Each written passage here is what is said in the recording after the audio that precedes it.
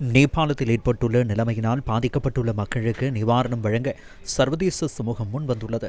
India, பிரித்தானியா, சீனா உள்ளிட்ட பல நாடுகள் நேபாளத்திற்கு தேவையான உதவிகளை வழங்க முன்வந்துள்ளமை சிறப்பம்சமாகும். ஐக்கிய நாடுகள் சபையின் பொதுச் செயலாளர் ஆண்டனியோ குட்டெரஸும் நேபாள பேரிடர் தொடர்பில் விசேட அறிக்கை ஒன்றினை வெளியிட்டுள்ளார். திடீர் வெள்ளத்தால் ஏற்பட்ட உயிரிழப்புகள் மற்றும் சொத்து சேதங்கள் தொடர்பில் தான் ஆழ்ந்த அதிர்ச்சியையும் கவலையையும் அடைந்துள்ளதாக நேபாள பிரதமர் பாலேந்திர ஷா அறிக்கை ஒன்றினூடாக தெரிவித்துள்ளார். நேபாளத்தில் நிலவும் பேரிடர் நிலைமை தொடர்பில் நேபாள வெளிவிவகார அமைச்சர் ஷிஷிர் கானலுடன் வெளிவிவகார அமைச்சர் விஜித் ஹெர தொலைபேசி ஊடாக கலந்துரையாடியுள்ளார்.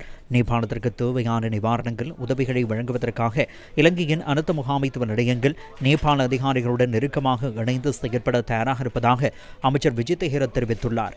இதனிடையே நேபாளத்தில் நிலவும் அவசர நிலைமை தொடர்பில் அங்கு வசிக்கும் இலங்கையர்கள் மிகுந்த அவதானத்துடன் செயல்பட வேண்டும் என காத்மண்டுவில் உள்ள இலங்கை தூதரகம் தெரிவித்துள்ளது.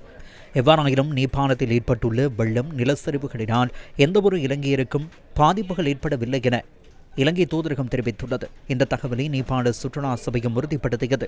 அவசர நிலைமையில் உதவி தேவைப்படும் இலங்கையர்களுக்கு தேவையான வசதிகளை ஏற்படுத்தி கொடுப்பதற்கும் அவர்களுடன் ஒருங்கிணைந்து செயற்படுவதற்கும் நடவடிக்கை எடுக்கப்பட்டுள்ளது. அவ்வாறான சந்தர்ப்பங்களில் காத்மண்டுவில் உள்ள இலங்கை தூதரகத்தையும் இலங்கையில் உள்ள அதிகாரிகளையும் தொடர்பு கொள்வதற்கான தொலைபேசி இலக்கங்களும் மின்னஞ்சல் முகவரிகளும் வெளியிடப்பட்டுள்ளன.